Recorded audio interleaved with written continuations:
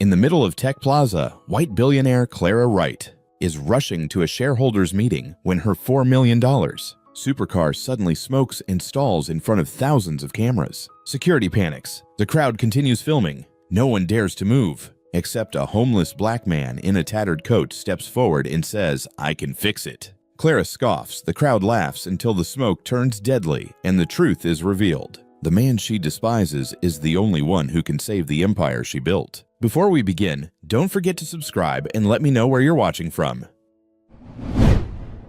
The engine screamed before it died. A streak of blue-gray smoke curled out from beneath the hood of the Quantum Apex, cutting through the noise of Tech Plaza like a flare over a battlefield. Heads turned, cameras rose, and at the center of it all, Clara Wright, tech billionaire founder of Nexus Innovations, stood beside her $4.2 million masterpiece, as if watching her reputation melt into vapor. "No, I don't care what it costs. Get a team here now." She barked into her phone, her voice trembling under its polished edge. The assistant on the other end said something about 2 hours. 2 hours, she snapped. "I have investors flying in less than that." She ended the call with a jab that made her reflection in the car door shake. For Clara, control was everything. Precision was her brand. And now, under the glare of drones and gossiping onlookers, she was losing both. Then a voice came from somewhere behind the smoke, steady low, careful. "Ma'am, your secondary quantum thrust loop has a microfracture. That's why you're seeing the blue-gray exhaust." The words were too calm for the chaos around her. Clara turned sharply. A man stood several feet away, tall, dark-skinned, wearing a faded jacket that had once been navy and now was just tired. A grocery bag hung from his arm. His beard was uneven, his eyes measured. He didn't move closer. He looked like someone who had learned the cost of stepping forward too soon.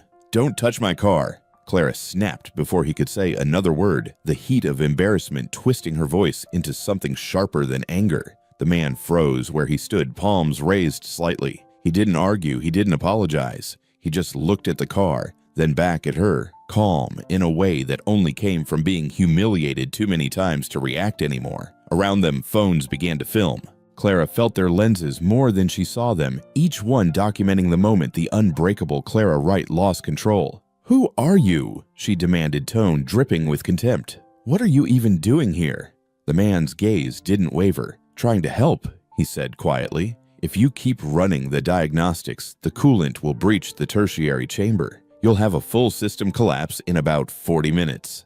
Clara scoffed, a bitter laugh escaping before she could stop it. "Oh, really? And I suppose you're an expert in multi-million-dollar quantum engines." Something like that, he said, and even in that noise, sirens, murmurs, the ticking clock of her meeting his voice carried. She didn't notice how specific he'd been, how his words fit the failure exactly. She only saw what everyone else saw, a homeless man standing too close to something expensive. "Security's on the way," she muttered almost to herself, turning her back to him, as if that would erase the problem.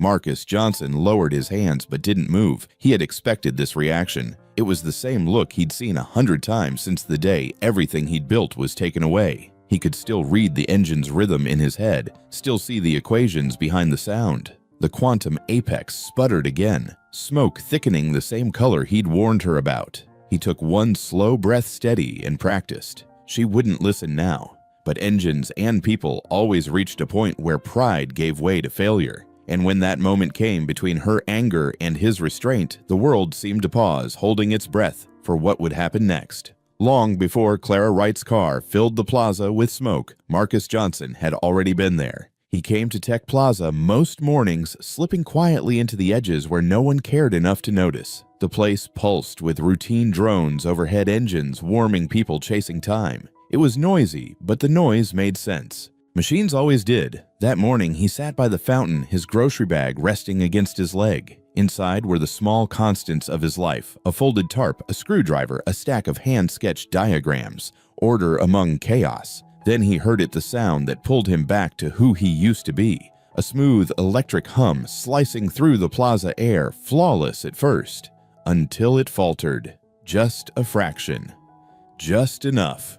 He lifted his head. The Quantum Apex. Silver body precision curves, arrogance on wheels. There were only 7 in the world, and he'd helped design the heart beating inside that one. He He knew the flaw before the smoke appeared. The tone was wrong, strained, uneven, like a breath held too long. The car stopped. A thin ribbon of blue-gray rose from the hood, twisting upward in the light. Marcus felt it before he thought it. The weakness was in the secondary loop, the very one his old report had warned about. He stood, hesitated. Years of instinct told him not to get involved. People didn't want help from someone who looked like him. But the other instinct, the one to fix, was stronger.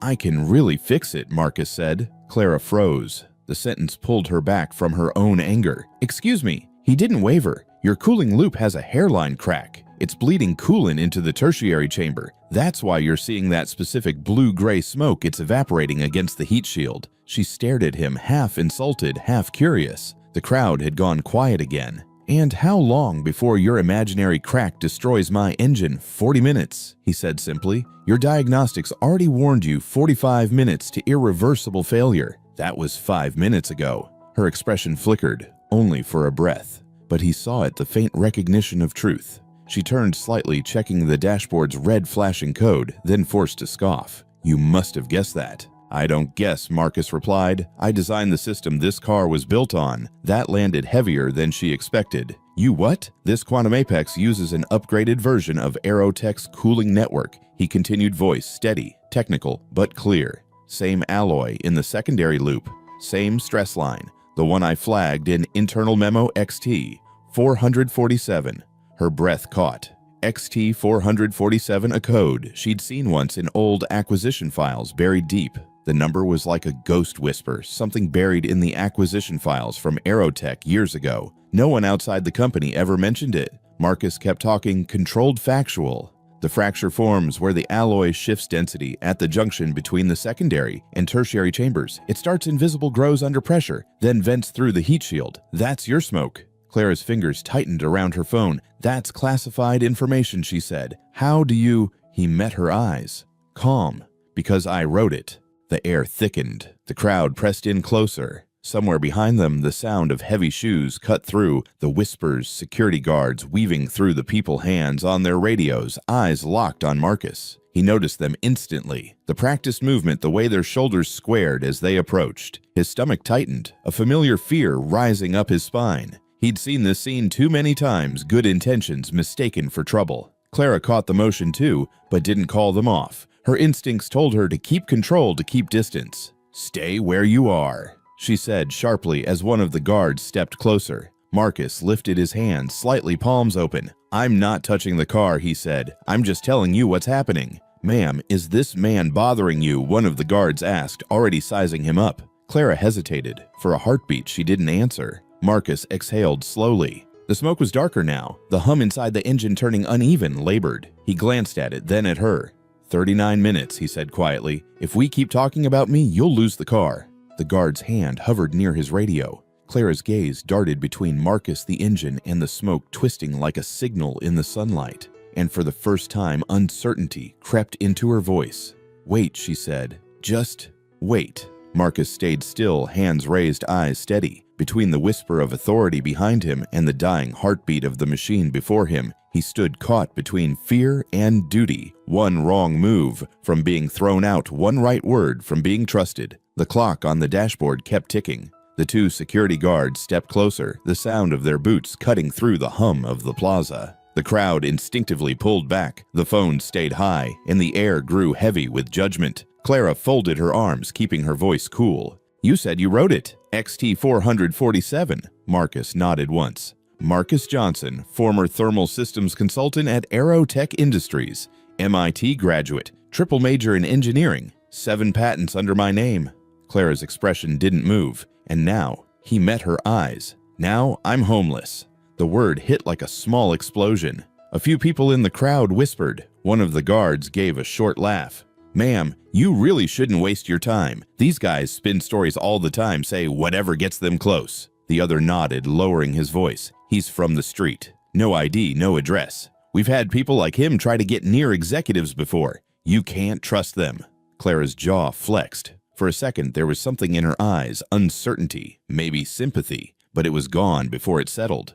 "Run a background check," she said quietly. "Yes, ma'am." The taller guard stepped back and spoke into his radio. The remaining one stayed close to Clara, his eyes fixed on Marcus. "Don't move," he said. Marcus didn't. He'd learned that lesson long ago. He stood straight, calm, his hands visible. He spoke evenly, every word chosen. "If that fracture grows, it'll destroy your cooling core. $800,000 in parts, 11 weeks to replace. You'll miss your investor meeting today and lose the contract you're trying to keep." Clara's eyes snapped to him. "How do you know about that meeting?" "You said it yourself," Marcus replied. 2.5 hours. But this car has 38 minutes before the core collapses. The first guard came back, phone in hand, his face tight. "Confirmed," he said. "No current address, no ID, no employer record for the last 3 years. Last job, Aerotech Industries. Terminated after internal investigation. No rehire, no standing credentials." The crowd murmured. The words hung in the air like a sentence being read aloud. Clara took a slow breath. "No ID." The guard shook his head. "Nothing official, ma'am. No driver's license, no tax record, no permanent residence. He's clean, but nothing connects. He's off the grid."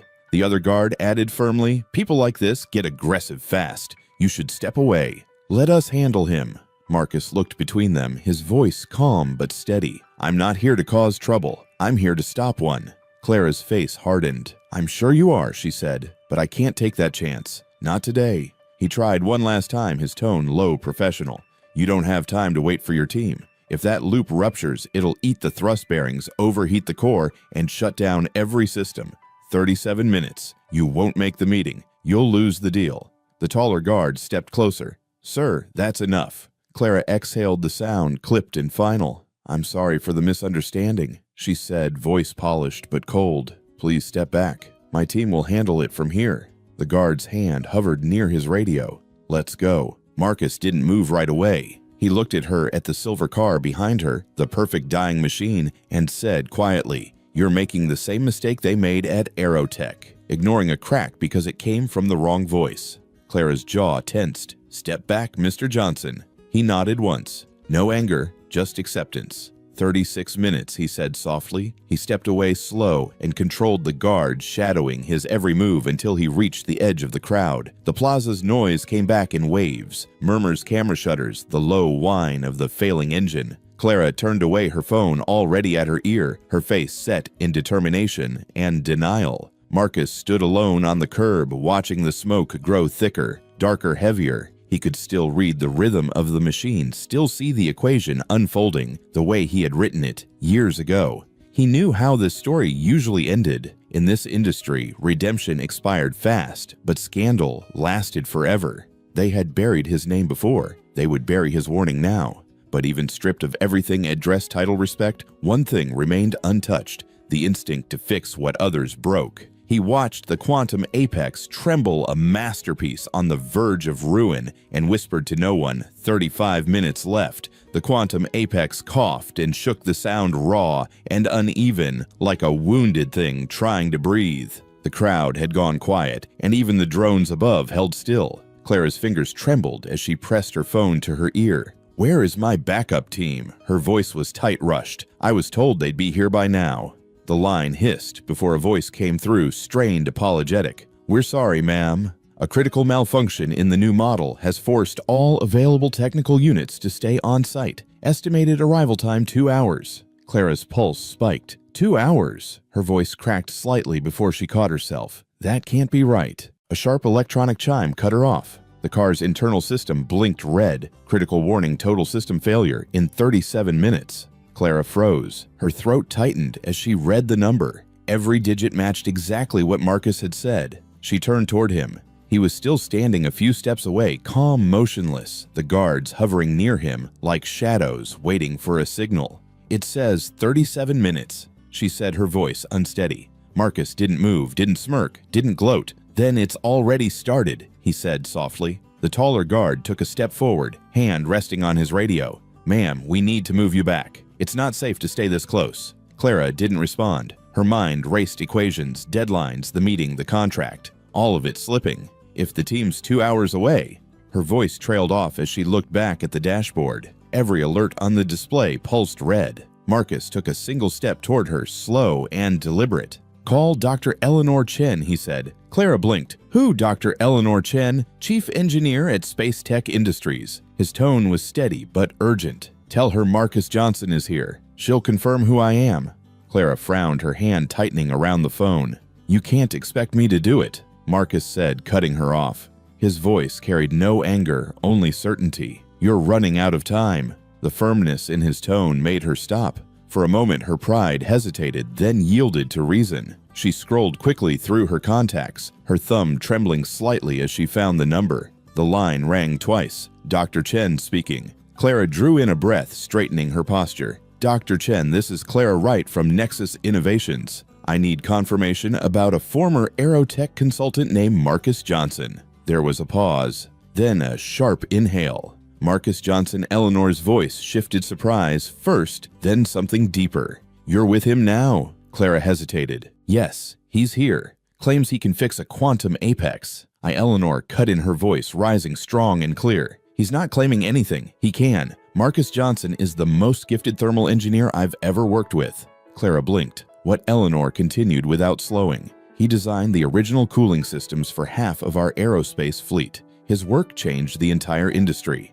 Clara's stomach tightened. "That's not possible." "No," Eleanor said. "That's history. His designs are still the foundation of what we build. Space tech wouldn't exist without him."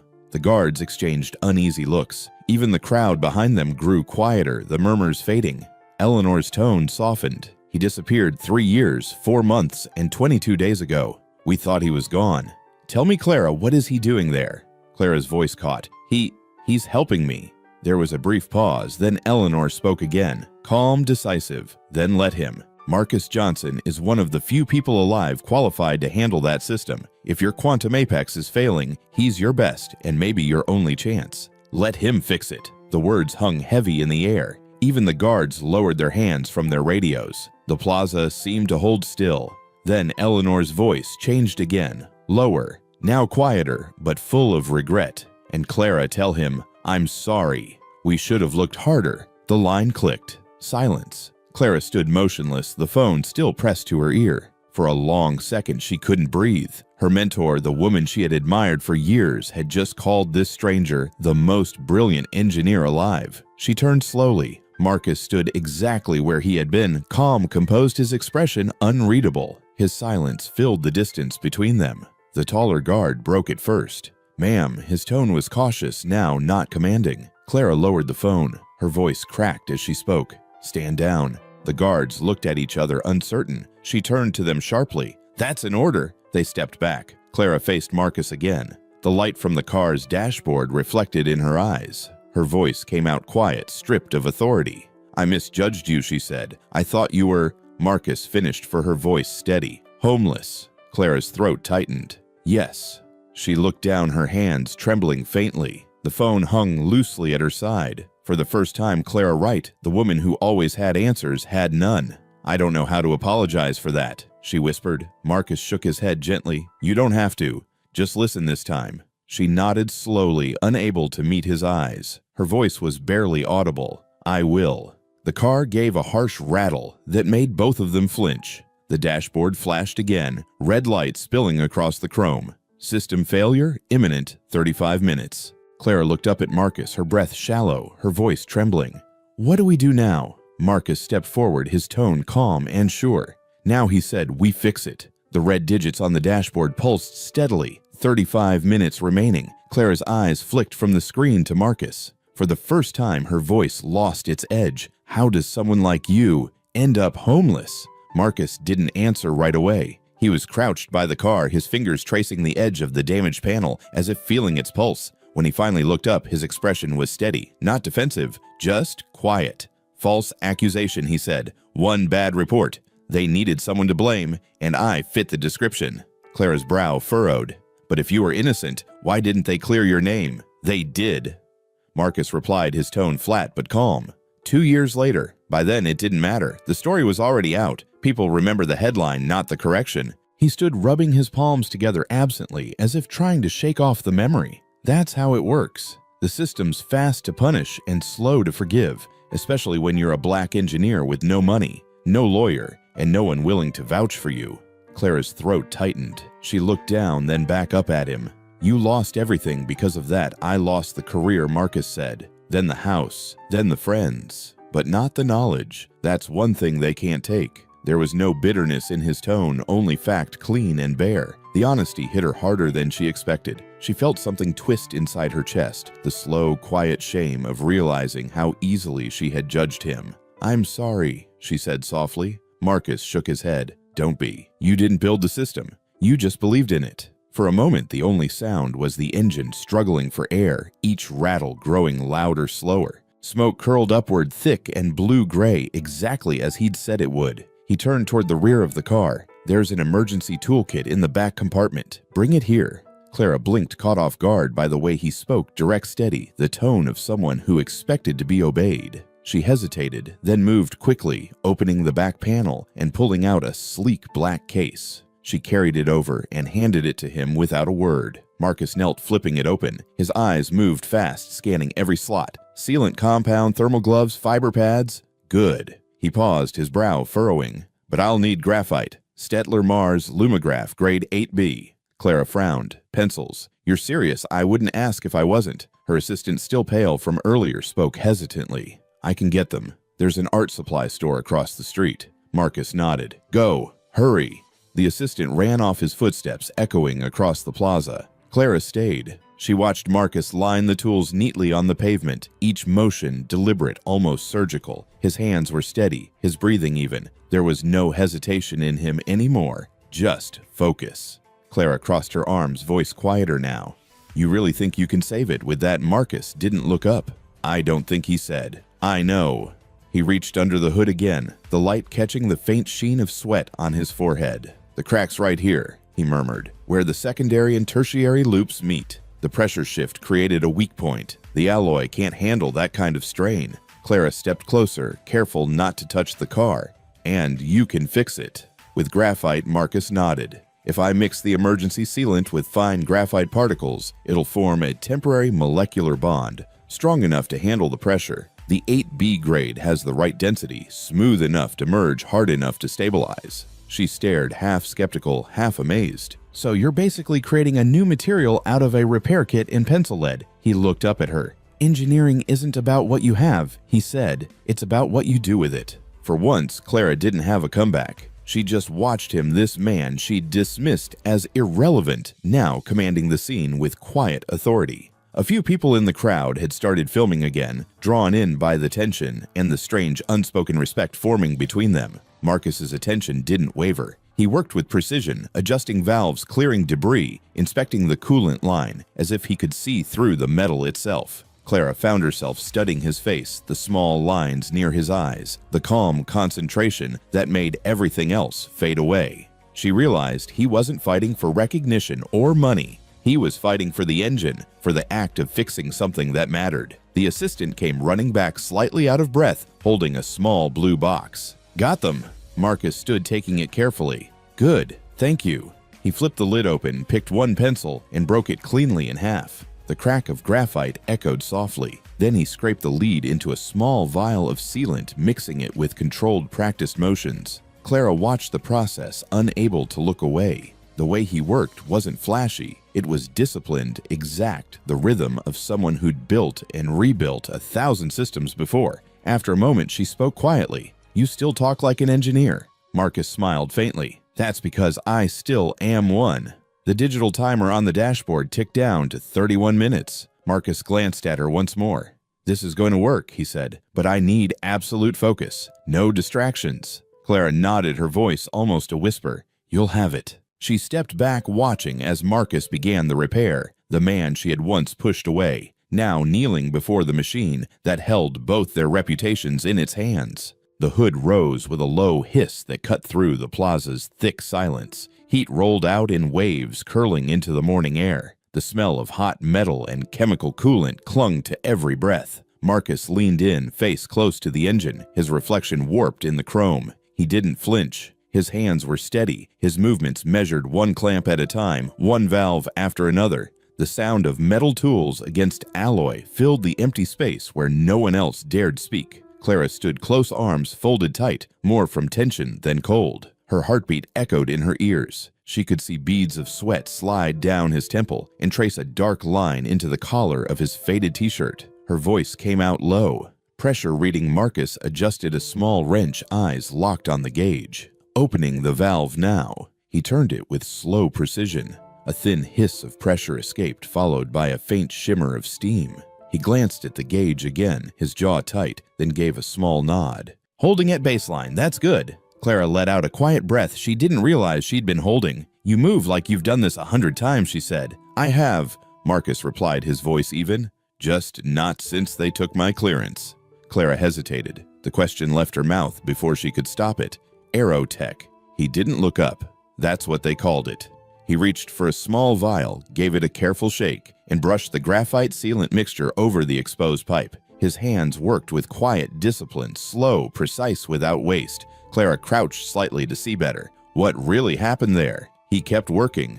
A supervisor bypassed a safety lock to hit a deadline. I warned them it would fail. It failed. He tightened a bolt, straightened, and met her eyes. They needed someone to blame fast, someone below management, someone they could afford to lose. His tone didn't rise or harden. It was calm, but there was exhaustion behind every syllable, the kind that only came from being disbelieved for too long. "You were fired for warning them?" she asked. Marcus's expression didn't change. "No, I was fired for refusing to sign their lie." The words fell between them like a heavy tool. He turned back to the engine, tightening the last clamp and pressing down to test the seal. By the time the investigation cleared me, the story had already done the damage. No one hires a scandal, not even a false one. Clara watched him in silence. The car's faint mechanical hum began to stabilize, but her pulse didn't. "You still talk about it like you believe the system can be fixed," she said. "It's not about belief." Marcus wiped his hands on a rag, then reached under the hood again. "It's about refusing to walk away from what's broken. Machines fail, people panic, systems crack. The job's always the same: fix what's in front of you." His tone was soft, almost kind, but there was something unshakable in it. Clara didn't answer. She watched his reflection in the metal surface, steady, focused, unshaken. For the first time in hours, she felt an unfamiliar calm settle in her chest. Then a sharp voice sliced through the moment. "Step away from the vehicle." Marcus froze mid-motion. His hand stayed resting on the valve. The voice came again, deeper, controlled. "Now." From the far end of the plaza, a tall man in a dark gray suit approached. His stride was firm, the kind that made space without needing permission. Two corporate security officers followed close behind their boots, echoing off the marble tiles. The sunlight caught his badge: Reynolds, Executive Security Director, Tech Horizon Industries. Clara blinked. "Reynolds, what are you doing here?"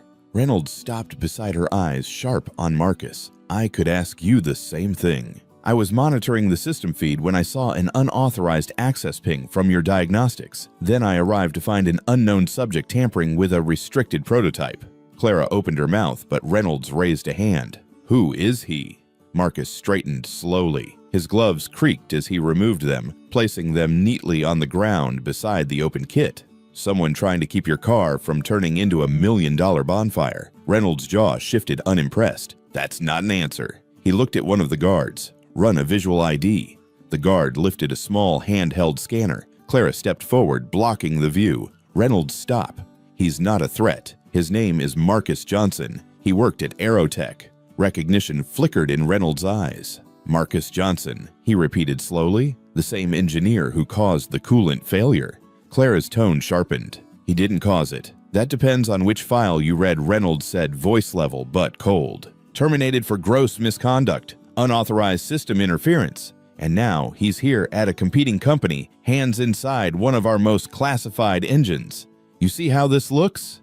Clara froze. Her mouth went dry. Marcus spoke before she could. "If I wanted to sabotage it, I would have let it fail." Reynolds took a step forward. "Or maybe you're making sure it fails on your terms." Slow, quiet, less suspicion. Marcus met his stare without blinking. "Or maybe I'm saving you from explaining to the board why your flagship exploded in the middle of the city." Reynolds' expression hardened, but a small twitch at the corner of his mouth betrayed irritation. Clara stepped back. "Let my team handle this." Clara's voice cracked slightly. "Reynolds," he turned to her, tone firm. "You don't know this man. I do. You have a company to protect." Marcus exhaled quietly. "If you walk away, that engine's gone. The leak's building pressure again. 15 minutes before it hits critical temperature. After that, it's finished." Clara looked at him sharply. 15 minutes. He nodded once. "If I stop now, you lose everything." For a few long seconds, no one moved. The noise of the plaza faded to nothing but the faint whine of the quantum apex straining to stay alive. Reynolds' voice broke the silence. "We'll wait for the manufacturer's team." Marcus's hand tightened around his wrench, then relaxed. "Then you'd better call them fast," he said quietly, "because when this thing goes, it won't care who is right." The digital clock blinked, 15 minutes remaining. Reynolds moved closer, his polished shoes clicking against the marble. "Step away from the car, Mr. Johnson. You've done enough." Marcus didn't move. He looked at the gauge, watching the temperature climb by half a degree. "If I walk away, it fails in 14 minutes. Check the data yourself." Reynolds motioned to a guard. The man pulled out a tablet and synced it to the car's diagnostics feed. Numbers scrolled across the screen, red and climbing. The guard's face changed. "Sir." "He's right. The pressure curve's rising fast." Reynolds didn't answer immediately. He turned his head slightly toward Marcus. "How would you know that without access, no login, no clearance, no tools? Just information you shouldn't have." Marcus's voice stayed calm. "Because I designed the system this car was built on. The coolant flow ratios, the failsafe limits, the alloy thresholds. I remember my own work." Reynolds gave a short, humorless laugh. "So now you're finishing what Aerotech started." "What Aerotech started was greed," Marcus said. "I tried to stop it." Clara stepped closer, unable to hide the tremor in her voice. "Reynolds, please. Look at him. Listen.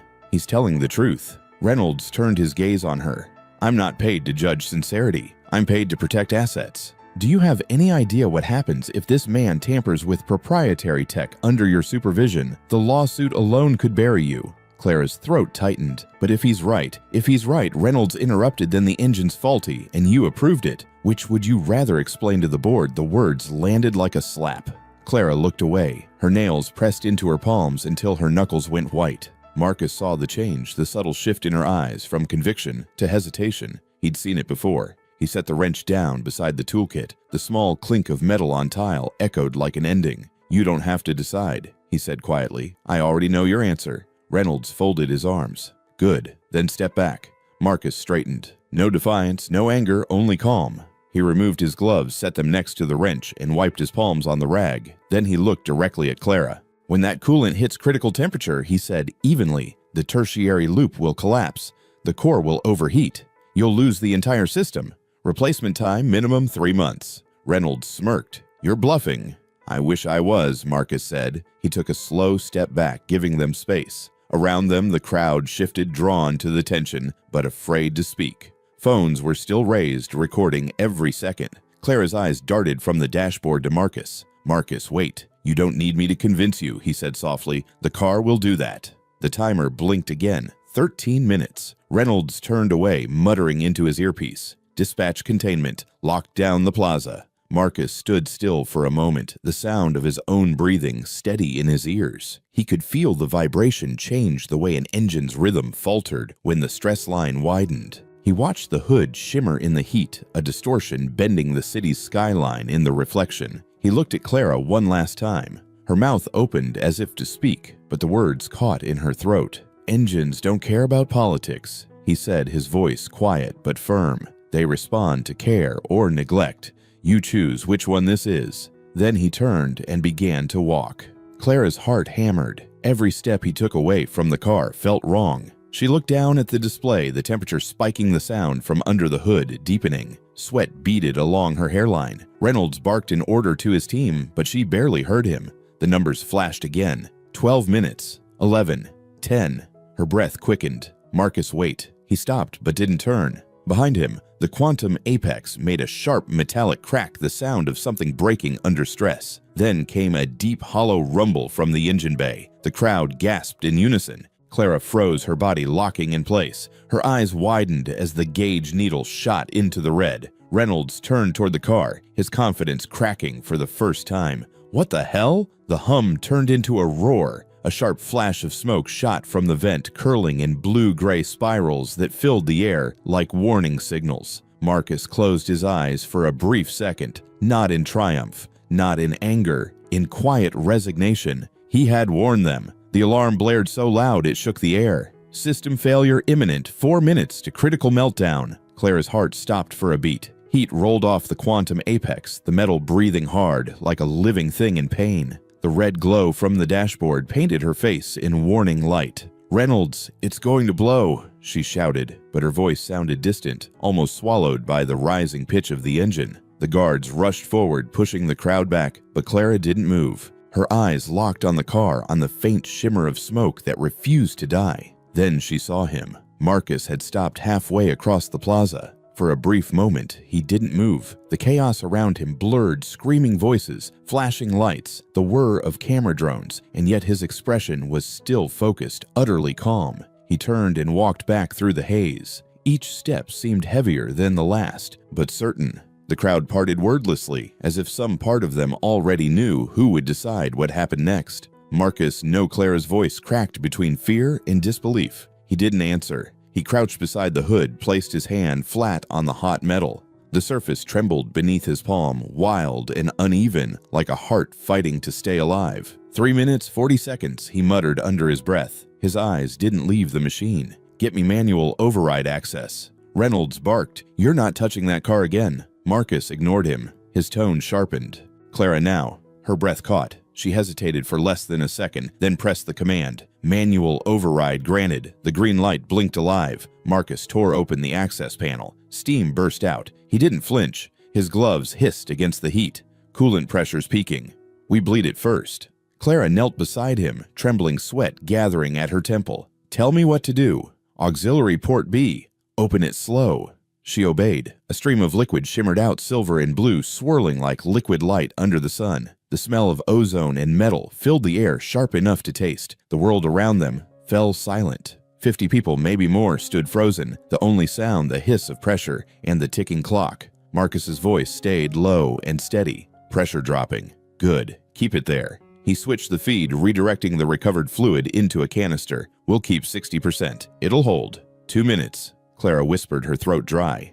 He didn't look up. "Then we make them count." The drained coolant hit the tray with a deep metallic sigh. Marcus grabbed the small sealed container from the kit, twisted it open, and began refilling the core with clean fluid. His hands moved in rhythm, deliberate and exact. "Come on," he murmured, watching the gauge. "Take it. Come back to me." The indicator flickered red-orange, then amber. Clara's breath shook. "It's holding."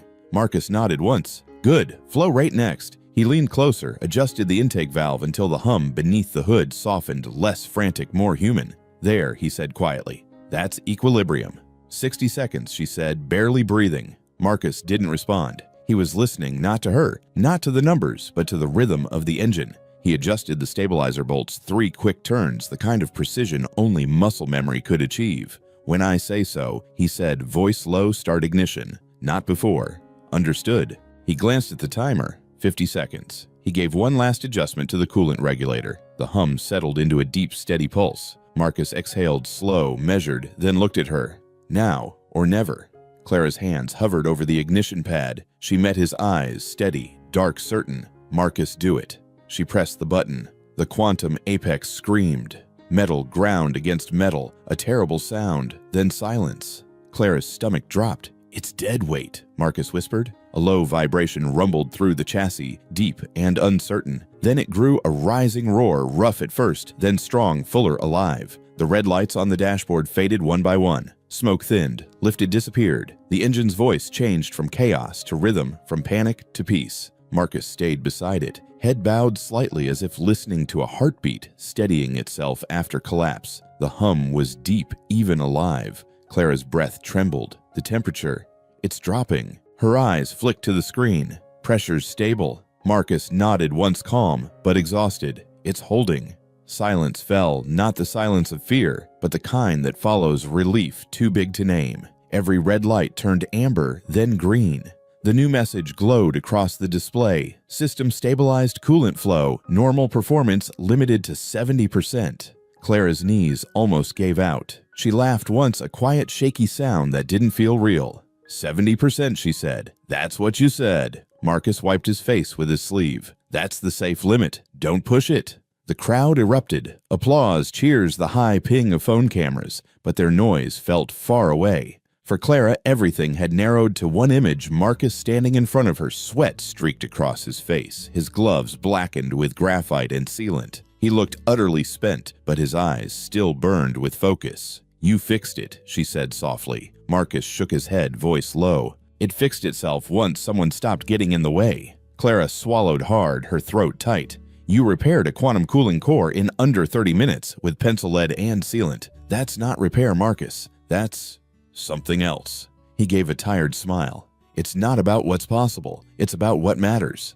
Clara looked back at the readout, steady green lines, the hum smooth and alive. She blinked, and for the first time all day she smiled. Behind them, Reynolds stood motionless, pale. You were lucky, he said, barely audible. Marcus met his gaze. No, he said simply. I was right. Reynolds had no answer. He stepped back, his authority shrinking into the background noise of celebration.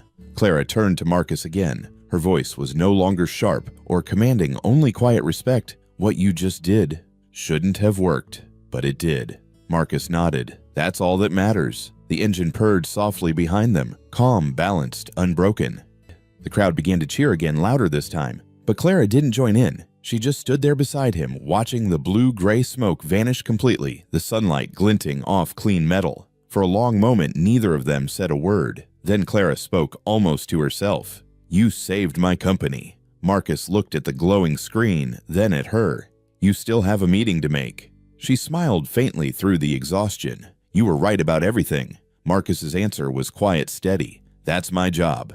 The quantum apex stood still behind them, the engine quiet and steady again. The chaos was over, but the air still carried the smell of burnt metal. Clara turned to Marcus, her voice low but firm. I want you to come with me, she said, to Nexus headquarters, right now. Marcus frowned. Why, I have a board meeting in 90 minutes, she explained. They'll want answers, and you're the only one who has them. He looked down at himself, the faded t-shirt, the old jeans, the scuffed sneakers. His hands were still darkened with graphite. You want me to walk into your investor meeting like this?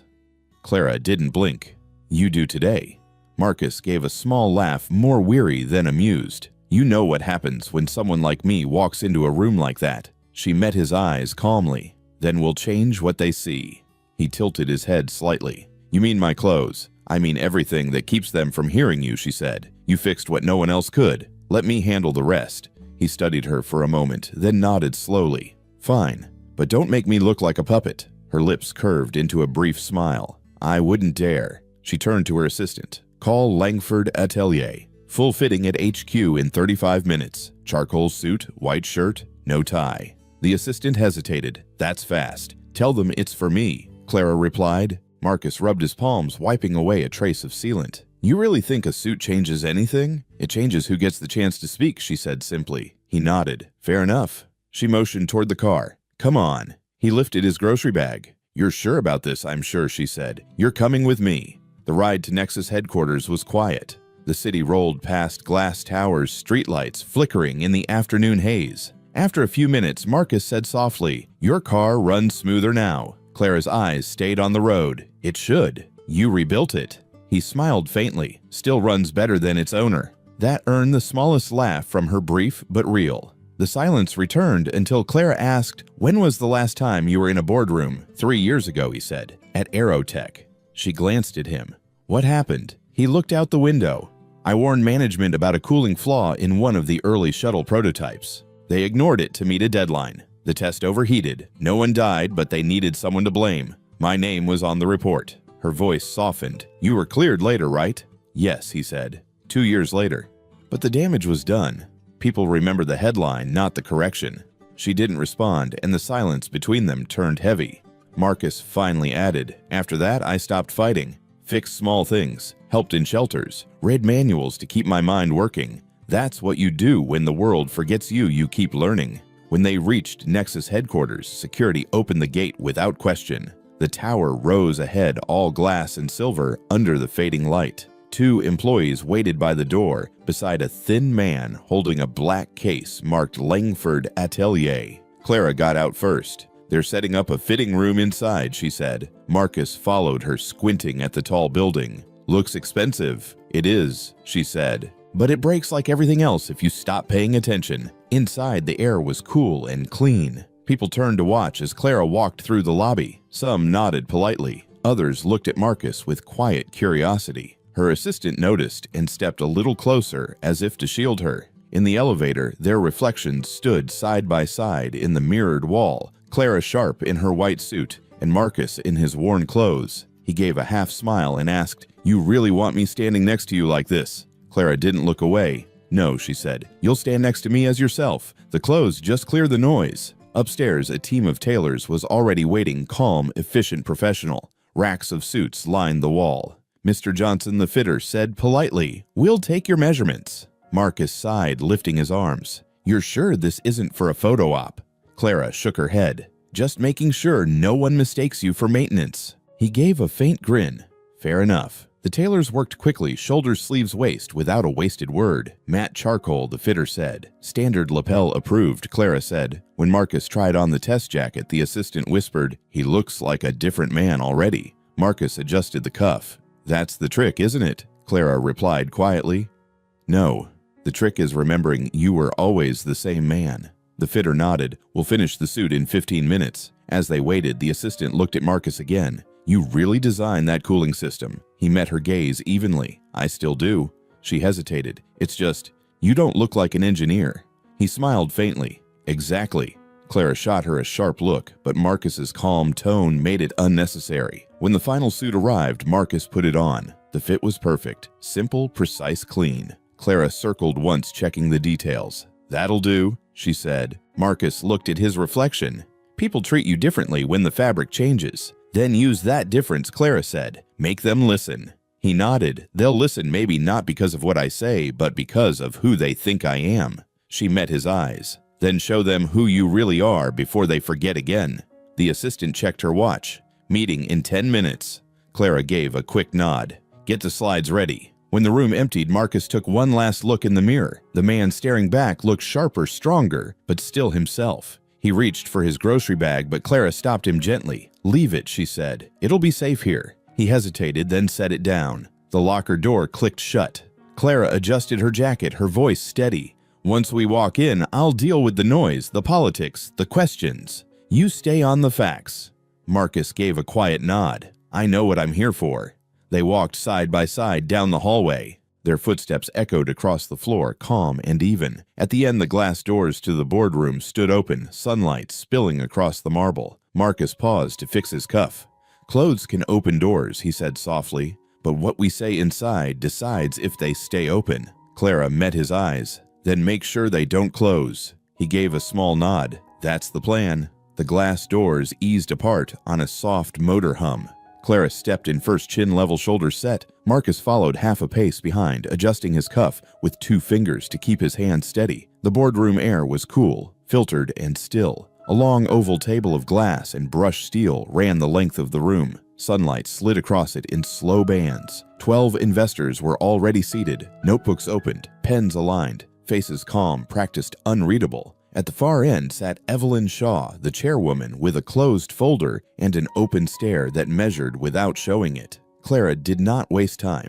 "Thank you for coming on short notice." Her voice carried without effort. She tapped her tablet. The display behind her lit up with the title in clean letters, Quantum Coolant Stability Internal Review. This morning, she said, our Quantum Apex prototype suffered a major systems fault. We contained it. You will see the full diagnostics and the method we use to prevent a complete failure. The next slide time-stamped images from the plaza. Blue-gray smoke, temperature lines climbing, coolant pressure dropping, the hum of a quiet projector. Pens started moving. A throat cleared near the middle seats. Someone clicked a pen open, then shut. At 9:14, Clara said, "We lost cooling pressure." At 9:17, the system reached instability. At 9:52, the core was stabilized with performance limited to 70%. "We have preserved the engine for validation." A silver-haired man leaned toward his mic. "You said repaired." "By whom?" Clara turned slightly to her right. "By Marcus Johnson," she said, steady. "The original designer of the cooling framework our vehicle is built upon." Chairs shifted. 2 investors glanced at each other. One whispered not as low as he meant to Aerotech. Another voice came sharper. "Miss Wright, are you confirming you brought the engineer from the Aerotech coolant incident into headquarters?" Clara looked him in the eye. "I brought in the engineer who prevented a public explosion and a lost quarter." A thin man near the middle pushed his glasses up. "The Aerotech file describes gross misconduct and unauthorized protocol interference." Marcus spoke for the first time. His voice was quiet and even. "The file describes a conclusion that protected a schedule. It does not describe the truth." The room stilled. A few pens lifted off paper. Clara's eyes slid to Marcus for half a beat, then back to the table. Marcus kept his hands folded at his waist. I refused to approve a test plan that bypassed a failsafe. The test failed. They needed a single name for it. I became that name. He drew a breath, not dramatic, just steady. 2 years later, an audit cleared me. By then, the headlines had done what headlines do. No one rushed to answer. A low hum from the air system filled the pause. At the near left, Sophia Reyes, Chief Technology Officer, rested her forearms on the table. She did not look at Clara. She looked only at Marcus. Her posture was straight, her voice relaxed. Say what you did today. Not the story.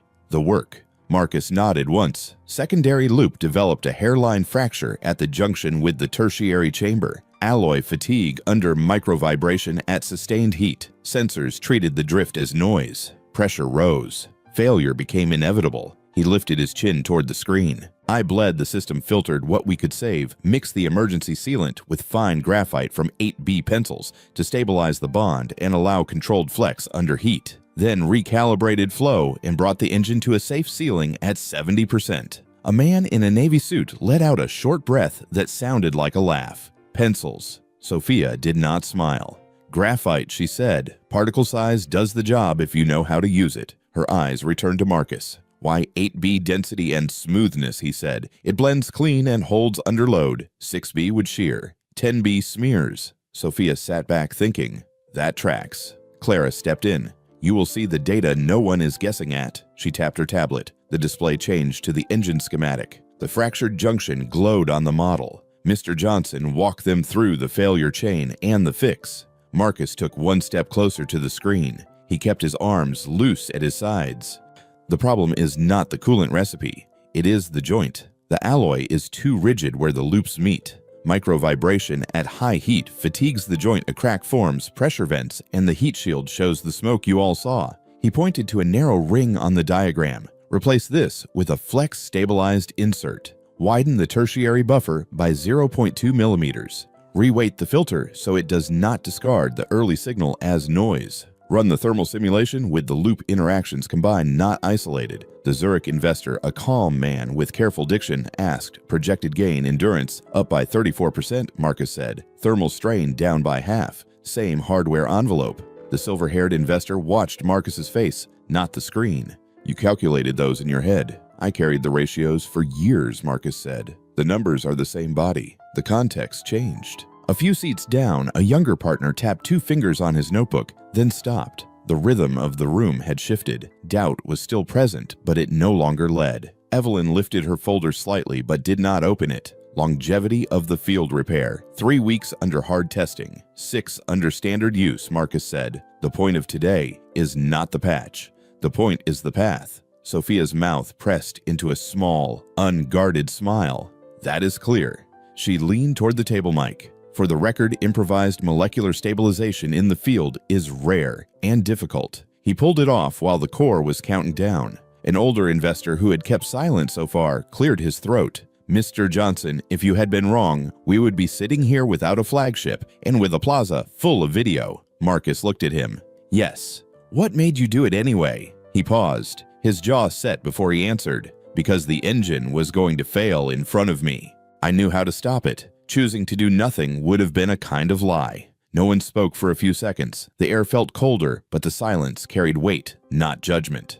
Clara let that settle, then moved the meeting forward. You have the logs and flow curves. You can see the bleed pattern, the filtration, the refill. The control limits are documented. We will confirm with lab testing, then raise the cap once the new joint is installed. The Navy suit investor tried again. Miss Wright, you took a legal risk allowing an outsider into that system. Clara faced him. He is not an outsider to this system. His work built it. I took a larger risk when I ignored him in the plaza. Near the center, a woman with a soft Georgia accent spoke for the first time. What about the Aerotech stain? Her hands were folded fingers tight enough to show color in the knuckles. My clients will ask. Evelyn looked to Clara, then to Marcus, giving space. Marcus did not look down. I will sign whatever release you want to see. You will find an internal memo calling out a bypass on a failsafe and my refusal to approve it. You will find an audit clearing me 2 years later. You will not find the headline that cleared my name above the fold. He kept his tone even. If you decide that is disqualifying, say so. I will not argue it in this room." Sophia's eyes softened for the first time.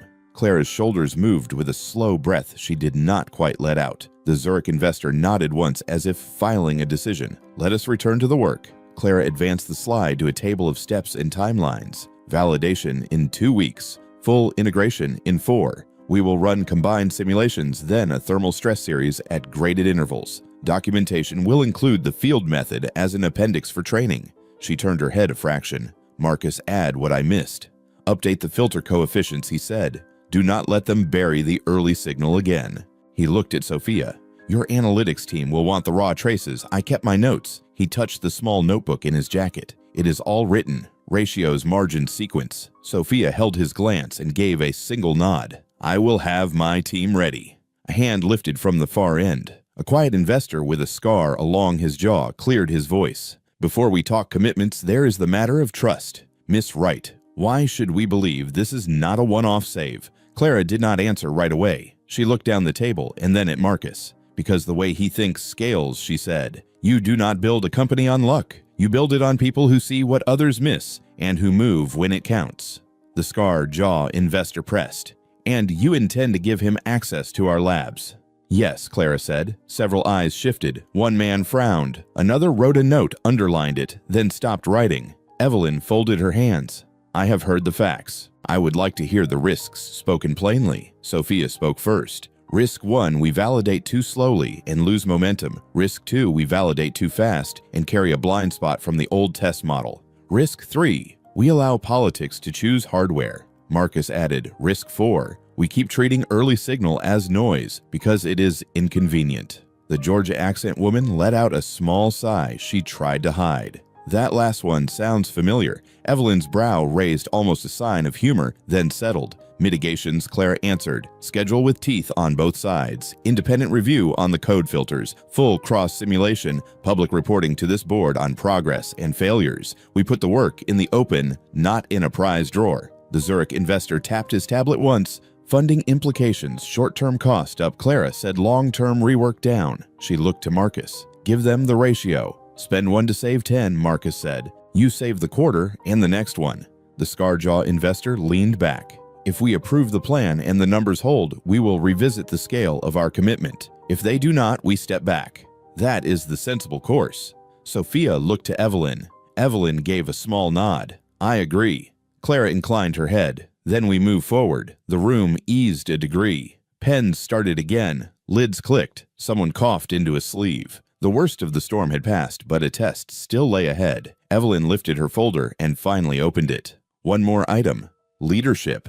She looked to Clara. Clara did not look away. "Mr. Johnson has been a contractor for 10 minutes and a problem solver for much longer. I would like to invite him to join Nexus." She slowed her pace a fraction, not for effect, but for clarity. Not as a consultant, as chief technical officer, full creative control of engineering. The table did not move. Even the air system sounded quieter. Sophia's mouth curved. "He would have my full support." The silver-haired investor who had first pressed on Aerotech watched Marcus carefully. Mr. Johnson Marcus did not rush to fill the silence. He looked at the screen, still showing clean green curves. He looked at Clara. He spread his fingers on the glass table for a second and then eased them away, as if checking that they were steady. "That is a generous offer," he said. "It honors the work." He drew a slow breath through his nose. "I have learned to be careful with titles. Titles can become cages if you forget the purpose." A few low smiles, not mocking, moved around the table. Evelyn said, "You do not need to answer today."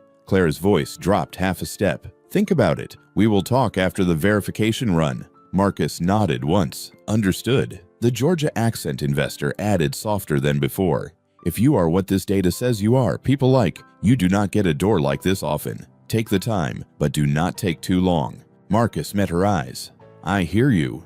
The meeting began to break apart. Chairs slid back, papers stacked, side conversations sparked and died. Sophia stood and crossed to Marcus without hurry. She offered her hand. "I read your papers when I was a junior engineer," she said. "Today explains why they stayed in my head." Marcus shook her hand. Her grip was warm and firm. "Thank you." Sophia's voice dropped low enough for only him and Clara to catch. "We do not get many chances to rebuild a test culture. If you join, I will clear space for that work." He nodded. "If I join, I will hold you to that." "I expect you to," she said, and stepped away. Evelyn closed the distance next. "Mr. Johnson," she said, "credibility is a currency. Today you earned some. Protect it." She did not wait for a reply. She was already moving to the door. Two investors lingered. One approached Marcus and spoke in a practical tone. "If you publish the field method after validation, our partners will want it. Think licensing.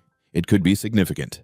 Marcus gave a small nod. "One problem at a time." The man accepted that and moved on. The room emptied. The projector fan slowed. The light on the screen softened to a dim glow. Only Clara and Marcus remained. Clara stood a step away, hands at her sides, not hiding the small shake she forced out of her fingers. She let it go, then looked up at him. "You kept your voice level when they pushed you." "Anger does not move numbers," he said. "You could have fought harder on Aerotech," she said, not as a challenge, more as a thought. "I did," he answered, "not loud enough for the headline." She took that in. Her eyes cleared. "You have not answered me." "I will," he said, "after we prove the fix in the lab." "A beat." She nodded. "Fair." He slid his notebook from his jacket, turned a page with his thumb, and wrote 3 lines in quick block letters. He spoke while he wrote. "Combined sim plan, filter change, sequence for the bleed, and refill training. Your team needs the order written down." "I will put ops on it," she said. "Walk me through the timing." "Validation starts tomorrow," he said. "I want an early morning slot. Cooler ambient helps for the first run. 2 passes, 1 at standard heat, 1 at elevated. If the curves hold, we green light the insert prototype. If they drift, we correct before lunch." Claire's mouth lifted a fraction. "You just scheduled my day." "You asked for numbers," he said. A soft knock at the door. Claire's assistant stepped in. She kept her voice low. "Verification lab can take you at 8. I blocked your calendar." Clara nodded. "Thank you." The assistant glanced at Marcus and hesitated. "Do you need anything else, Mr. Johnson? Coffee," he said. He almost smiled. "Black." "Got it," she said, and slipped out. Silence again. Not awkward, just full. Clara looked at the display where a single line still showed in green stability first, then speed. She turned back to him. "Is that your rule or your shield?" "It is how I walk," he said. She held his eyes. "Then walk with me tomorrow." He looked toward the door where the investors had filed out, then back to her. He nodded once. "Tomorrow." They moved toward the exit together. The hallway beyond was bright and cool. Their steps matched without effort. At the threshold, Marcus paused and glanced back at the empty room, the dim screen, the long table, the chairs pushed in with care. Clara noticed. "What is it?" "Nothing," he said. "Just remembering the last time I left a boardroom." "How did that one end?" "With a door closing," he said. She held his gaze a second longer. "Let us keep this one open." He did not answer with words. He set his hand on the door and held it for her. She stepped through. He followed. They walked down the hall side by side, neither hurrying.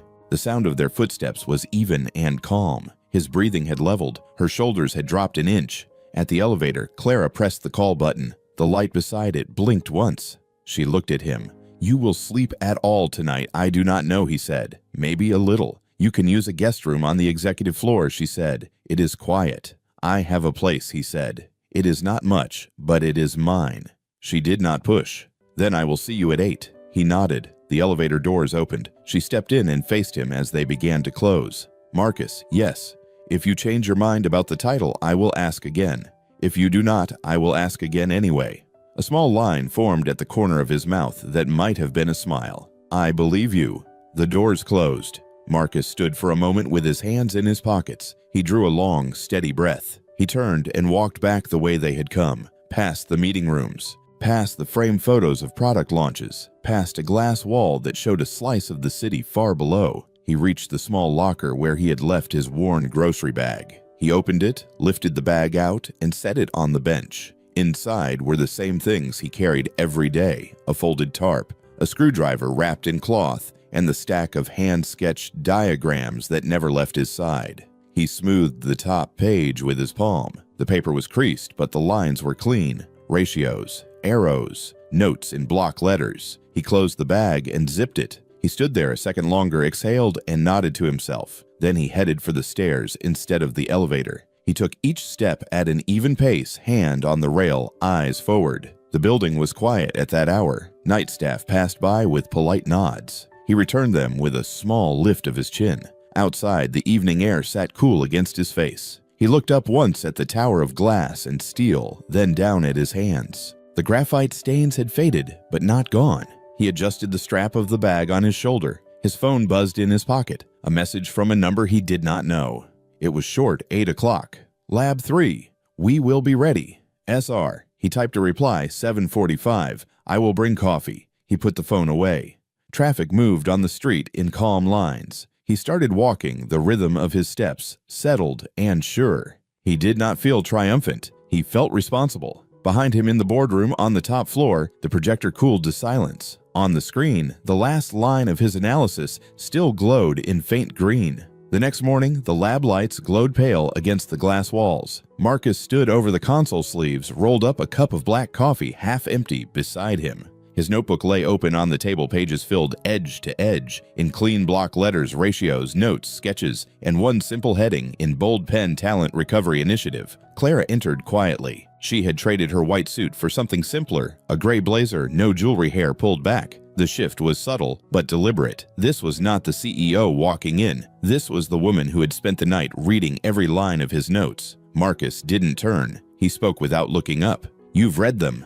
I have, she said softly. Twice. He looked up then, and Clara moved closer, her heels silent on the tile. It's not just a plan. It's a manifesto. He smiled faintly. It's a start. She set her tablet on the counter and leaned against it, arms crossed. You want to build a center outside the system where people like you, like the ones who fell through it, can work again.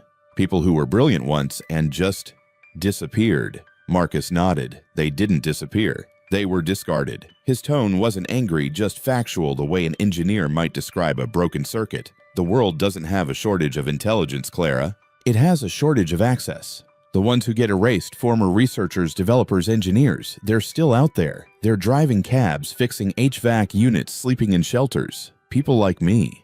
He turned another page in his notebook, revealing a rough sketch of a modular workspace. All they need is a lab, a stable income, and someone who believes the equation isn't finished just because they fell off the page. Clara's voice lowered. You've been thinking about this for a long time. 3 years, Marcus said, every night since Aerotech. He traced a finger along the diagram. I kept writing down names. People I met at shelters, community centers, bus stops, men and women who used to work in science, healthcare, engineering. Some of them built the systems we use today. Then one bad break, one bad rumor, and they were done. Forgotten.